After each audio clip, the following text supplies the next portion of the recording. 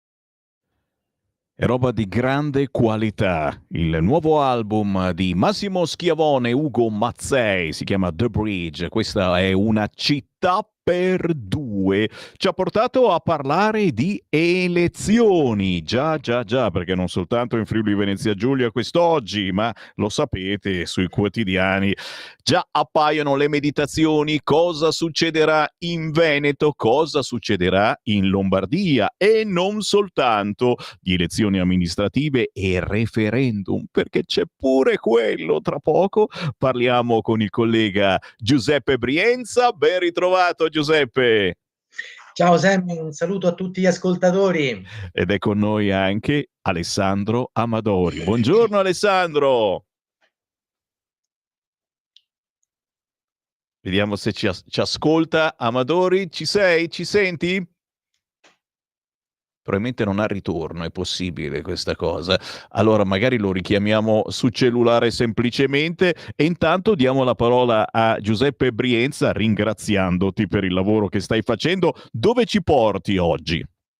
E beh, bisogna parlare delle elezioni sia amministrative sia dei 5 referendum che il Consiglio dei Ministri, insomma, ha previsto per l'Election Day, no? Ora si usa questo termine, cioè praticamente ha concentrato sia le votazioni annuali, le votazioni amministrative, sia nel secondo turno il voto su questi 5 referendum in date che vanno 25 e 26 maggio per il primo turno delle amministrative e il secondo turno l'8 e il 9 giugno.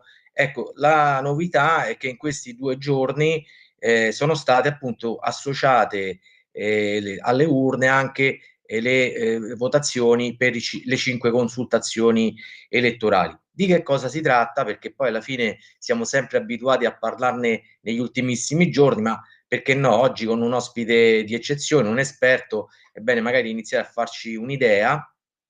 Ebbene, questi 5 referendum sono 4 stati proposti sostanzialmente dal sindacato di sinistra, la CGL, e sono appunto sul lavoro, sul tema del lavoro, e uno riguarda il tema della cittadinanza. Ovviamente il principale problema che stiamo vedendo negli ultimi anni è quello dell'astensionismo e l'accorpamento appunto in questi election day può aiutare da un certo punto di vista. È stato criticato il fatto che l'accorpamento del voto sui referendum sia stato nelle date del secondo turno e non nelle date del primo turno delle amministrative, quindi non il 25 e il 26 maggio, ma appunto si voterà per i referendum nelle date dei ballottaggi delle amministrative, ovvero sia l'8 e il 9 giugno. Adesso siamo in attesa di collegarci con l'ospite, che è il professor Alessandro Amatore. Esatto, e Contatto. lo chiamiamo ulteriormente perché dovrebbe essere su Skype. Vediamo se ha attivato il microfono. Alessandro, ci sei? Ma che purtroppo no, e lo stiamo chiamando anche su cellulare normale, ma anche qui non risponde. Ti diamo ancora qualche istante, Giuseppe, vediamo di rintracciarlo in altro modo, Alessandro. Va bene. Alessandro Amatori è laureato in psicologia sperimentale all'Università di Padova e ha iniziato a lavorare nel campo della demoscopia, in pratica degli studi statistici sulla popolazione, ma anche allo stesso tempo si è attivato negli studi di marketing, compreso il cosiddetto marketing politico, quindi la conquista di spazi di mercato elettorale, quindi mercato politico, con il grande Nicola Piepoli, il professor Piepoli che conosciamo per tante ospitate televisive, per tante ricerche, per tanti studi. E Alessandro Amaturi è partner appunto dell'Istituto Piepoli SPA, che è l'istituto che ancora diciamo guida come presidente onorario il professor Nicola Piepoli. E Alessandro Amadori è docente incaricato di marketing politico all'Università Cattolica di Milano e al Master Publitalia. È consulente, come ha detto Semmi all'inizio, del ministro dell'istruzione Giuseppe Valditara e Alessandro Amadori dirige una nuova società di ricerche statistiche e marketing che si chiama Iodata. Con il professor Amadori, appena si collega, vorremmo parlare un po' degli orientamenti, delle modalità di svolgimento di queste prossime elezioni amministrative, dei 5 referendum che, come vi ho detto, noi italiani saremo chiamati ad esprimerci domenica 25 maggio e lunedì 26 E che maggio. imperversano appunto tra poco. Allora facciamo così, Giuseppe, siccome non riusciamo a Sì. riagganciare Alessandro Amadori, vi sganciamo entrambi su Skype e proviamo a richiamarvi entrambi e vediamo se questo magari migliora la situazione. Quindi ti richiamiamo, Giuseppe. Nel frattempo io ne approfitto per leggere qualche messaggio che ci stanno portando i nostri ascoltatori. Buongiorno Sammy, stamattina conferenza incredibile sul tema del nucleare, ancora in corso al Pirellone. Assolutamente sì, caro ascoltatore, sei Stefano. Ciao Stefano, e di questo vi parliamo in settimana sicuramente, perché ci collegheremo con Regione Lombardia mercoledì e quindi avremo proprio il responsabile ambiente della Lega che sta parlando proprio in questi minuti. WhatsApp al 340 6709 659, abbiamo anche un audio sul cursore e lo sentiamo. Ciao Sammy, un saluto dal tuo Duca e i pensieri cattivi, pensieri del male. Allora, ufficialmente con questo bombardamento finisce ogni possibilità di pace. Io penso male perché dico effettivamente l'uomo che non voleva la pace, o almeno che voleva la pace giusta, era un altro. Io non so, effettivamente questo bombardamento vogliono far passare quella persona come pazza, magari sarà anche pazza, però effettivamente vogliono far passare anche un'altra persona come inaffidabile, come ingenua, come spantegone. E ci sono riusciti. Con questo bombardamento finisce ogni possibilità di pace. Il secondo pensiero cattivo va per Papa Francesco, che Ratzinger si è dimesso per molto meno e stava molto bene. Forse Ratzinger non era simpatico al comune pensare, Bergoglio va bene perché è un papa, diciamo, innocuo, che capisce di essere la seconda religione del mondo, anche terza, e questi sono i pensieri cattivi. Non è... I pensieri cattivi di Massimo Moletti, Bergoglio innocuo, punto di domanda, io ce ne metterei 2 o 3. Ci ricolleghiamo, Alessandro Amadori, ci sei? Ti abbiamo ritrovato. Buongiorno. Ciao, grazie per essere con noi. Giuseppe Brienza, linea a te fino alle 11:30, tutto tuo. Grazie. Allora Alessandro, io l'ho già presentata e partirei subito con una prima notizia, una prima sua impressione che preoccupa un po' osservatori politici per le amministrative e la consultazione referendaria del 25-26 maggio e 8-9 giugno, cioè la prospettiva dell'astensionismo. Quali sono, secondo i primi studi, le prime ricerche, le ipotesi di possibile astensionismo alla prossima tornata? Ma allora per rispondere a questa domanda possiamo fare un'analisi della partecipazione al voto per elezioni amministrative in Italia negli ultimi anni. E il dato che deriva da questa semplice analisi storica è che in media diciamo, va al voto per una tornata amministrativa come quella di maggio, in media va al voto attorno al 60% degli aventi diritto al primo turno. Al secondo turno la partecipazione è più bassa e scende attorno al 45%. Quindi non c'è motivo di aspettarsi una partecipazione diversa, saremo attorno al 60% circa per il primo turno, intorno al 45% per il secondo turno. Ecco, professore, si è discusso, soprattutto da parte degli operatori politici, insomma, i tecnici, sulla possibilità che ha introdotto il decreto varato dal Consiglio dei Ministri il 13 marzo scorso, appunto, che ha indotto l'Election Day, cioè la possibilità per studenti e lavoratori fuori sede, che abitino naturalmente lontano dalla propria città di residenza, di poter votare nei seggi vicini però solo per i referendum. Quindi questa opportunità per studenti e lavoratori fuori sede per i referendum dell'8 e 9 giugno, ma non per le elezioni comunali. Ritiene che questo sia un provvedimento utile oppure meno giusto per favorire appunto la partecipazione alle amministrative? Ma visto che c'è anche in Italia un tema di minore partecipazione al voto, di partecipazione significativamente minore che in passato, visto che c'è questo tema e visto che la partecipazione è una delle condizioni per mantenere sana una democrazia, qualsiasi iniziativa che stimoli la partecipazione stessa, dal mio punto di vista, va considerata positivamente.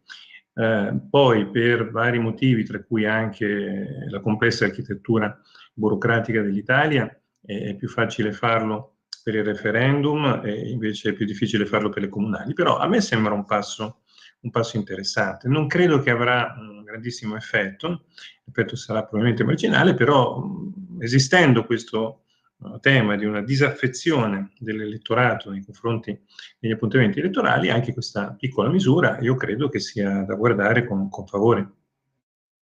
Ecco, quindi in pratica, come al solito, si guarda sempre il bicchiere mezzo vuoto, nel senso che si è iniziato con un provvedimento, però si vorrebbe sempre di più, sempre diversamente, ma il fatto di consentire a studenti e lavoratori fuori sede di votare nel seggio vicino per le comunali ha delle difficoltà tecniche. Si è cominciato un percorso per il referendum e vediamo almeno se sensibili ci sarà un effetto. Professore, il 25 e 26 maggio ci saranno ben 124 comuni appartenenti sia a regioni a statuto ordinario, ma soprattutto regioni a statuto speciale, in primo luogo Sardegna e Sicilia. Ci sono già prime indicazioni di voto a riguardo, qualche diciamo sondaggio, qualche studio iniziale, sebbene siamo a molto tempo dalla consultazione? Infatti, tenendo conto che il 15% circa dell'elettorato decide per qualsiasi livello elettorale per chi votare addirittura nelle ultime 72 ore, e che quasi metà dell'elettorato decide per chi votare nell'ultimo mese, è ancora troppo presto per avere dei sondaggi sulle intenzioni di voto. Quindi non ci sono studi specifici, non perlomeno pubblicati. Può darsi che qualche candidato locale abbia deciso di fare dei sondaggi riservati per impostare la propria strategia di comunicazione politica, però al momento sondaggi affidabili pubblicati sull'appuntamento di fine maggio non ce ne sono. È una partita interessante comunque, perché il voto locale è molto locale e quindi in realtà va fatta una previsione territorio per territorio. Il voto locale è molto influenzato dalle issues, cioè dai temi, dai problemi del territorio, è molto influenzato da chi sono i candidati, quindi bisognerebbe fare 125 sondaggi, uno per territorio. È comunque interessante perché spesso, soprattutto sulle principali città, anche il voto locale può dare dei segnali di interesse più generale. Ecco, da questo punto di vista, secondo la sua esperienza, la sua valutazione, quali sono i scontri più politicamente significativi fra i pretendenti sindaci, se ci sono, delle prossime amministrative? Sì, le città più interessanti sono tre. Sono Genova, perché Genova è una città inserita in una regione con una tradizione di voto di centrosinistra che poi è andata rompendosi con un cambiamento quindi di orientamento importante, e la stessa città di Genova ha avuto un lungo predominio di sindaci di centrosinistra, poi c'è stato un cambiamento forte e anche in qualche modo per certi versi entusiasmante di orientamento politico, quindi l'appuntamento di Genova è particolarmente interessante perché ci può far capire se questa grande città si sta stabilizzando su una tendenza di voto al centrodestra oppure se invece continua nel suo percorso erratico. E poi ovviamente le due città, capoluogo di provincia in Trentino Alto Adige, Trento e Bolzano, molto interessanti queste due città. Bolzano ha una lunga tradizione di voto, diciamo di centrosinistra, col partito locale, la Südtiroler Volkspartei. Trento invece appunto ha un comportamento, per quanto prevalentemente di centrosinistra, un po' meno congelato. Quindi io direi che i tre appuntamenti che possono dare qualche segnale più generale anche sugli equilibri a livello centrale sono appunto Genova, Trento e Bolzano.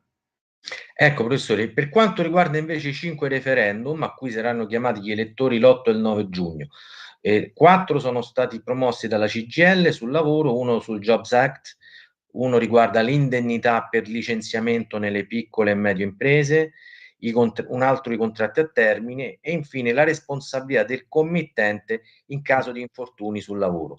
L'altro invece è un referendum, direi di rilievo politico, perché propone di dimezzare da 10 anni a 5 anni il periodo della residenza in Italia per gli stranieri al fine di richiedere la cittadinanza italiana.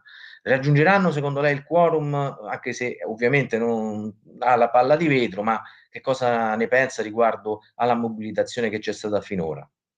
Allora, non credo che raggiungeranno il quorum.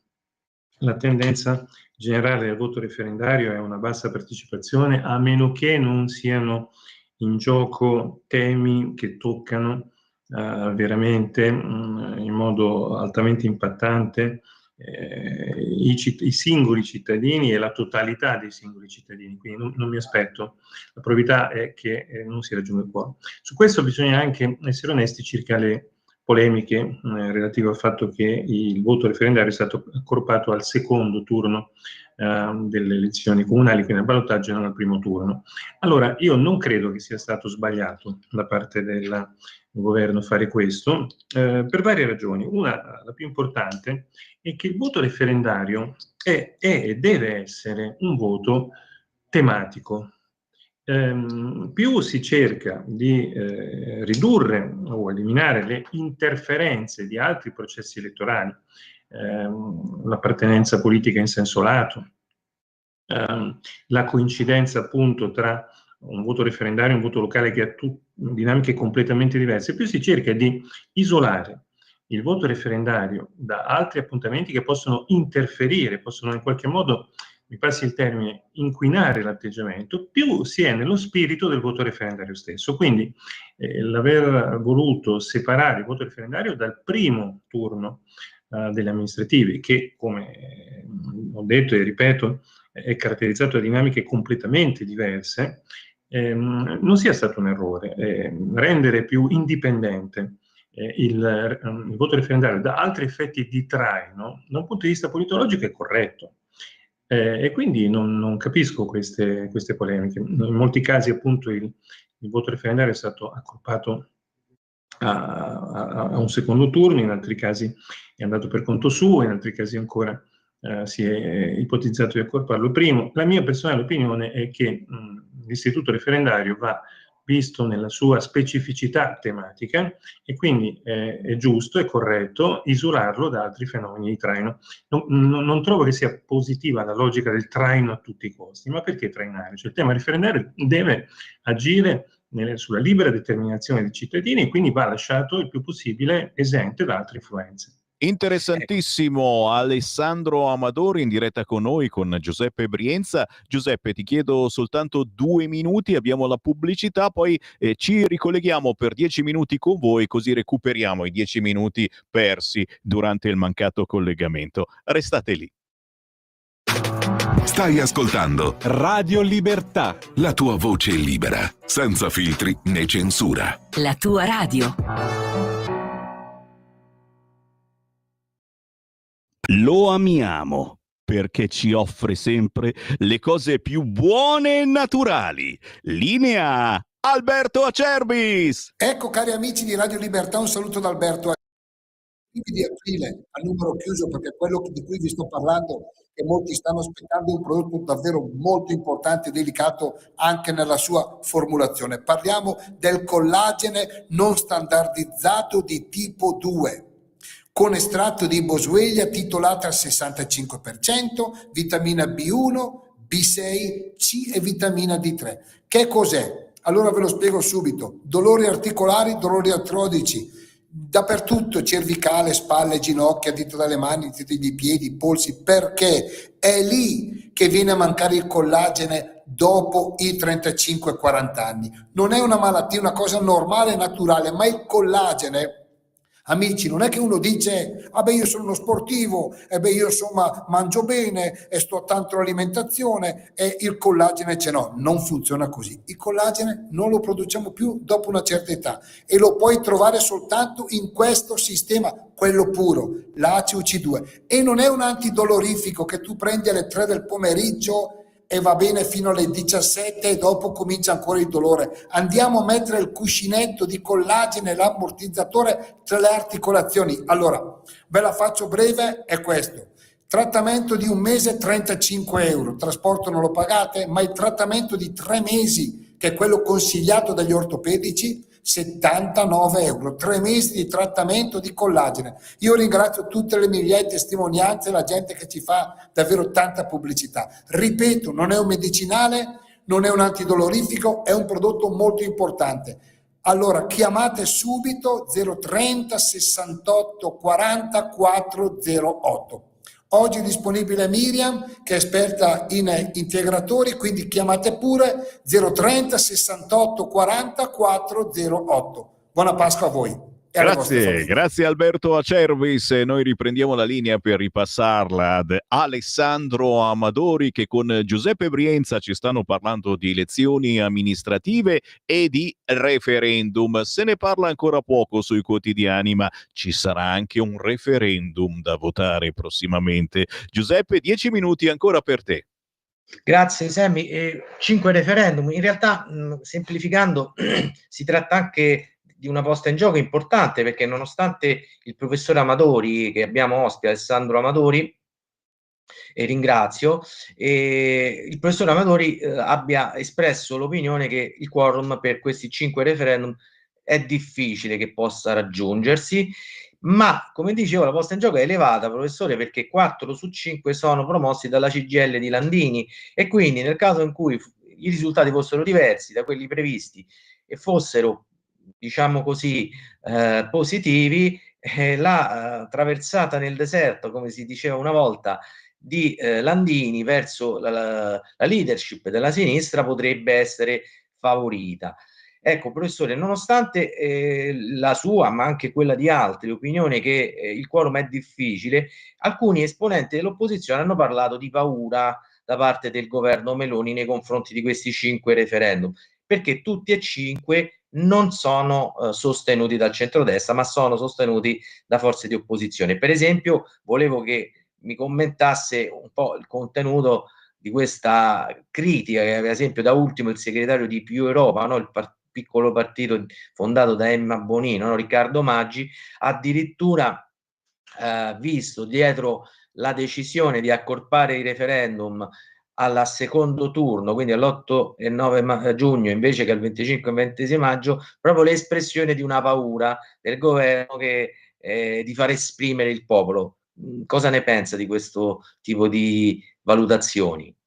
Come ho detto prima, io penso che sia proprio nello spirito dell'istituto del referendum di renderlo il più possibile immune da traini ideologici. I referendum non nascono come strumento per come dire, dare sfogo a tendenze revanchiste o al contrario conservatrici di tipo ideologico. I referendum consentono alla popolazione italiana di esprimersi su specifiche norme di legge e quindi hanno un contenuto, diciamo nella logica per cui sono stati concepiti, hanno una valenza effettivamente più tecnico-contenutistica che politica in senso lato. Poi la prassi ovviamente è stata quella di, anzi, considerarli gli strumenti prevalentemente politico-ideologici. Quindi ribadisco che non vedo nulla di negativo nel fatto che il governo abbia deciso di accorparli al secondo turno.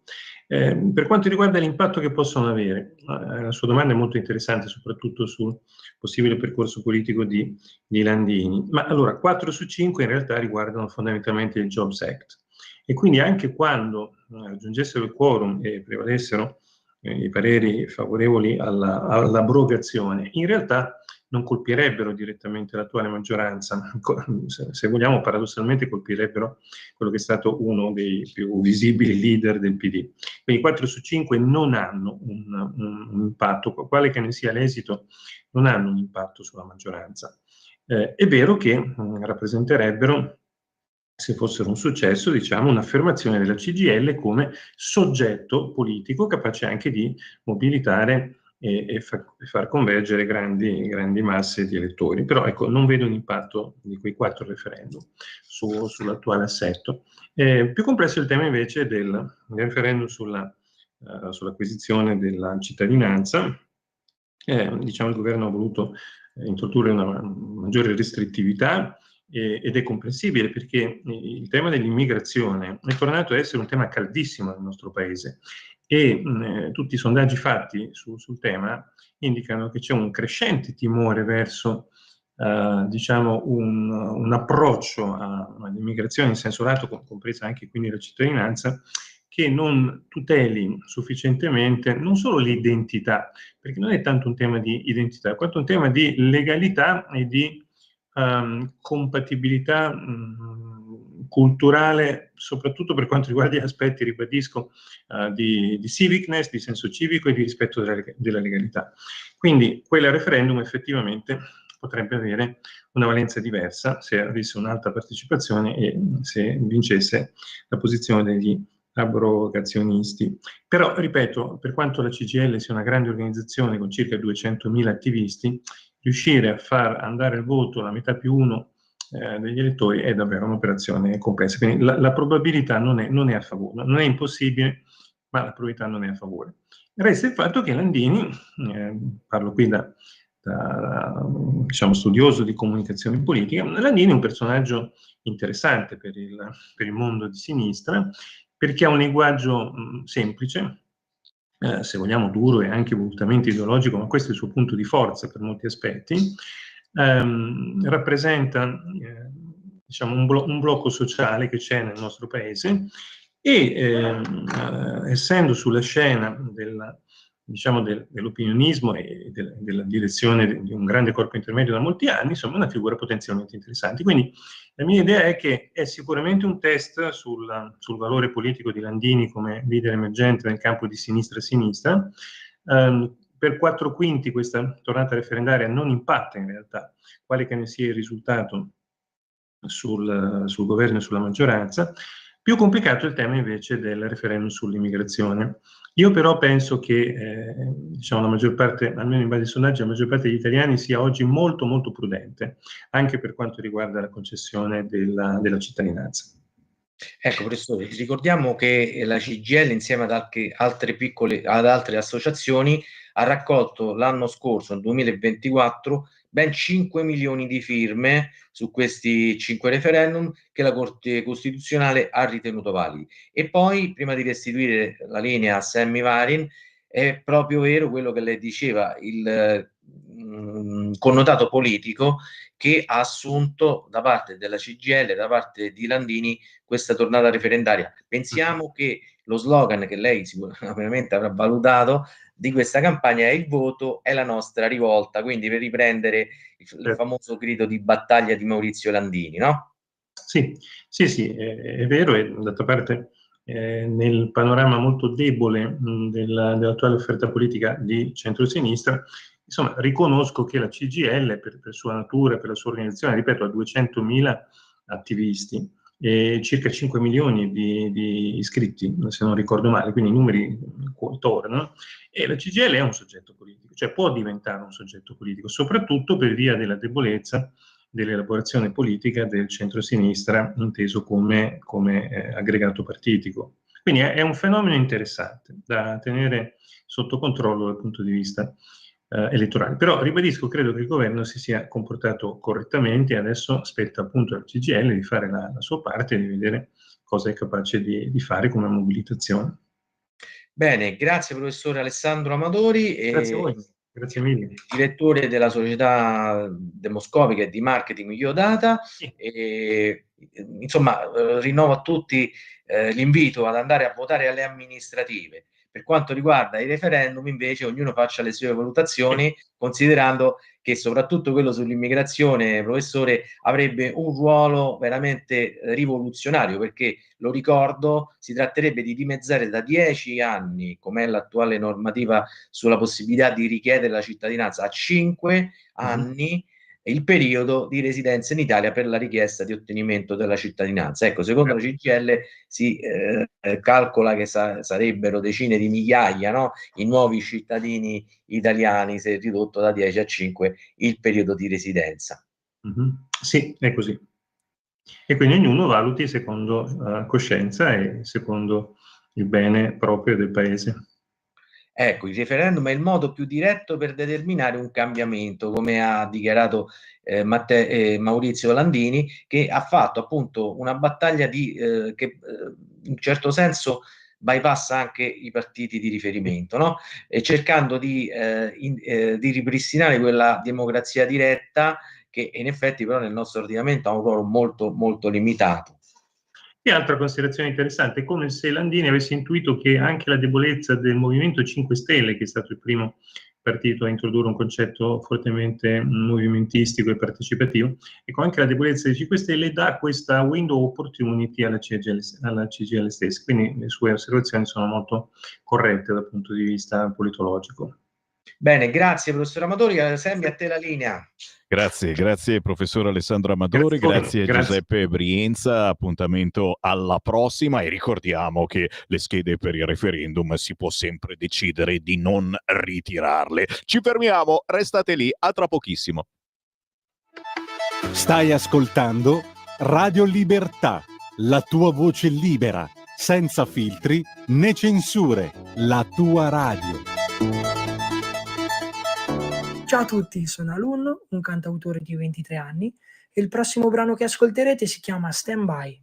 È un brano che parla di una mia storia personale, un amore per il quale ho messo da parte tutto quanto in un certo momento della mia vita. Allo stesso tempo poi questa storia non si è mai più potuta evolvere per diversi e vari motivi. Questo brano ha sonorità dance, anni 80, funk, quindi spero vi piaccia, ma soprattutto buon ascolto.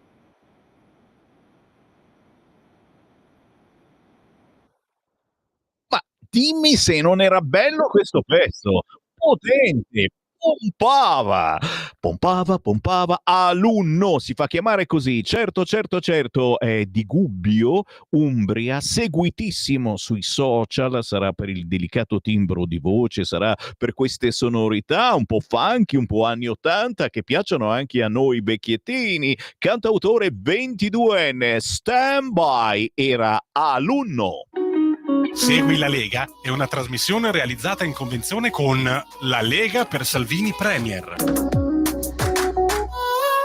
Stand by, e tutti svegli, tutti allerta, abbiamo parlato di elezioni, di referendum, il referendum sulla cittadinanza, te l'ho detto, tranquillamente, chi deve votare quel giorno prende le schede, può decidere che quelle dei referendum non le ritira. Oh, siamo ancora in democrazia o no? Lunedì Santo, Maria unge i piedi di Gesù con del profumo, Giuda le recrimina il gesto.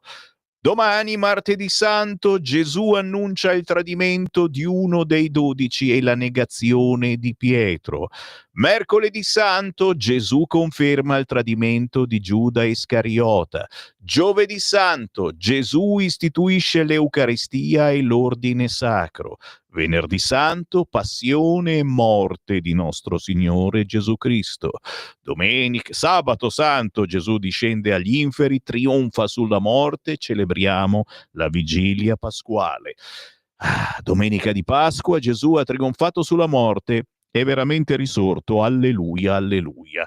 Questa è la locandina che gira, per fortuna qualcuno me la fa anche avere, no, perché sennò parliamo soltanto dell'iftar, delle tradizioni islamiche, che oggi si vota a Monfalcone, non soltanto. Fino a sera c'è tempo per votare in vari territori del Friuli Venezia Giulia, e chiaramente speriamo che il partito islamico non si affermi, perché sennò questi hanno una fantasia, con lo stampino lo porteranno ovunque il partito islamico. Intanto appuntamenti da non scordare targati Lega, e ce ne sono di carini. Uno che si sta svolgendo proprio in questi minuti, qui a Milano, Palazzo Lombardia, via Fabio Filzi, Sala Pirelli, bello il nucleare sostenibile, l'Italia riparte. È il Dipartimento Ambiente della Lega che lo porta avanti, e tra poco ci sarà anche l'intervento di Matteo Salvini, ma soprattutto ci sono stati anche esperti del settore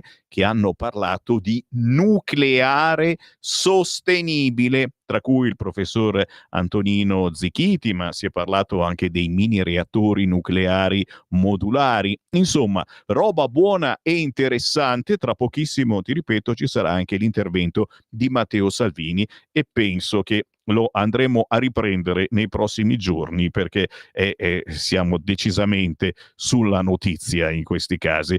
Appuntamenti da non scordare targati Lega, il sito lo sapete, legaonline.it, ma potete far avere la vostra locandina direttamente qui in radio al 340 6709 659. Oggi, lunedì 14 aprile, questa sera alle ore 21, brindisi pasquale al Punto Lega di Milano, per offrirvi un brindisi e augurarci buona Pasqua con i nostri esponenti politici. Via Esterle 29, angolo via Padova. Questa sera alle ore 21 ci si ritrova per gli auguri. Oggi, lunedì 14, Alessandra Locatelli, ministro per le disabilità, si trova a Brindisi. Questa mattina ha visitato lo stand Amerigo Vespucci, villaggio in Italia, in Viale Regina Margherita. Nel pomeriggio alle 15 Alessandra Locatelli parteciperà al panel Autonomia e vita indipendente, dalla scelta al diritto, conference presso la hall di Villaggio in Italia, in Viale Regina Margherita. Questa sera alle 18, sempre a Brindisi, l'inaugurazione della sede della Lega in via Santa Loì al numero 2. Interessante. Roberto Vannacci, 17 aprile, ore 20. Quale cultura per l'Europa? Sfide e prospettive in un'epoca di conflitti. Il neotesserato generale Vannacci vi aspetta questo 17 aprile alle 18:30 a Gardone Riviera, Palazzo Wimmer ex Casino, ore 20:30. Cena esclusiva su prenotazione. Alle 18:30 invece la chiacchierata con ingresso libero. Appuntamenti da non scordare targati Lega e vabbè, ci ho aperto Vannacci e vi ricordo che Vannacci arriva anche in provincia di Varese, anzi a Varese città il 23 aprile, da segnare in calendario, parlerà al locale, caffè, anche ristorante Liceum di via Carrobbio 3 a Varese. Roberto Vannacci, 23 aprile, ore 19, Liceum di Varese. Altre situazioni da mettere in calendario: per giovedì 17 aprile in Val d'Aosta si parla di sanità valdostana e nazionale. Aosta presso Sala Conferenze Hotel HB in via Malherbe, con Emanuele Monti, consigliere regionale della Lega in Lombardia, Rossana Boldi, già vicepresidente della Commissione Affari Sociali della Camera dei Deputati, Andrea Manfrin, consigliere regionale della Lega in Val d'Aosta, il dottor Riccardo Brachet-Contul, segretario regionale ANAO Assomed, il dottor Francesco Macri, dietista, moderato da Paolo Sammaritani, vicepresidente del Consiglio regionale in Valle d'Aosta. Sanità valdostana e nazionale, questo giovedì 17 aprile alle 20:30 ad Aosta, sala conferenze dell'Hotel HB. Sbircio gli altri appuntamenti da non scordare e saluto gli amici della Lega che hanno tenuto i gazebi anche questo weekend 12 e 13 aprile a Milano, in piazza San Babila, in piazzale Lima e non soltanto. Chiaramente tanta bella gente che fa informazione, ma soprattutto ascolta. Il bello della Lega, lo dico sempre, non è soltanto infarcirvi con argomentazioni politiche, ma soprattutto al gazebo siamo lì per ascoltarvi, fare in modo che le vostre proteste divengano proposte politiche. Lunedì 14 aprile, proprio quest'oggi, a Genova, investimenti, finanza e fisco, opportunità e vincoli per la crescita economica in Italia. Palazzo Grimaldi della Meridiana. Iniziano questa sera alle 18 i lavori con Marco Bucci, presidente della Regione Liguria, Pietro Picciocchi, sindaco pro tempore di Genova, Alessio Piana, consigliere delegato allo sviluppo economico della regione Liguria, moderati da Fabio Dragoni, opinionista e saggista. Alle 18:30 questa sera a Genova arriva Alberto Bagnai, vice capogruppo della Lega alla Camera e responsabile federale Dipartimento Economia. Alle 19 per un fisco equo, fatti e programmi con Pietro Bracco, fiscalista, e Alberto Gusmeroli, commercialista e presidente della Commissione. Armando Siri, coordinatore dei dipartimenti della Lega e responsabile della Scuola di Formazione Politica. Alle 19:30 Finanza e investimenti, l'azione propulsiva delle grandi partecipate, con Federico Freni, avvocato e sottosegretario al MEF, Gianluca Buffo, ADI Iren SPA, Luigi Corradi, di Ferrovie dello Stato, Claudio Gemme, AD di ANAS, Fabrizio Fabbri, AD di Ansaldo, Pierroberto Folgeri, AD di Fincantieri, e Agostino Scornaienchi, AD di Venture Capital. Alle 20:30 la chiusura dei lavori con Edoardo Rixi, vice ministro al MIT. L'appuntamento è proprio per questa sera, lunedì 14 aprile a Genova, Palazzo Grimaldi della Meridiana, salita San Francesco, numero 4. Gli appuntamenti da non scordare targati Lega li trovate naturalmente sul sito legaonline.it, ma io invito ancora una volta tutti voi a farmi avere la vostra locandina, ciò che accade nella vostra città, inviando un WhatsApp al 340 67 09 659, numero da memorizzare sul vostro cellulare per qualsiasi necessità e soprattutto per qualsiasi evento che volete che sia trasmesso in diretta. Ancora appuntamenti da non scordare, da mettere in calendario per il 2 maggio alle ore 18 a Foresto Sparso, qui siamo in provincia di Bergamo, si parla di caccia con l'onorevole Francesco Bruzzone, responsabile Dipartimento Gestione Faunistica e Caccia della Lega. Un incontro con apericena proprio sulla caccia, con le modifiche alla legge venatoria, il calendario, le munizioni di piombo, la legge Brambilla sugli animali, le deroghe, i roccoli, i valichi montani e naturalmente il problema lupo. 2 maggio, ore 18, Foresto Sparso, provincia di Bergamo, bar caffetteria da Luca. L'onorevole Francesco Bruzzone della Lega e naturalmente sono invitate le associazioni venatorie e tutti i cacciatori. Ultima segnalazione, già da scrivere in calendario, dal 18 al 20 luglio, la Lumbar Fest di Imbersago, area Fest, via Resegone, siamo in Brianza, zona bellissima per passarci un po' di ore in libertà. Dal 18 al 20 luglio, Lumbar Fest ad Imbersago, in piena Brianza. Sammy Varin se ne va? Ebbene sì, come sempre grazie a voi per il gentile ascolto, grazie per i vostri tantissimi messaggi, grazie a Francesco in regia, grazie qui, grazie là, ma io domani alle 7:30 sono ancora qua.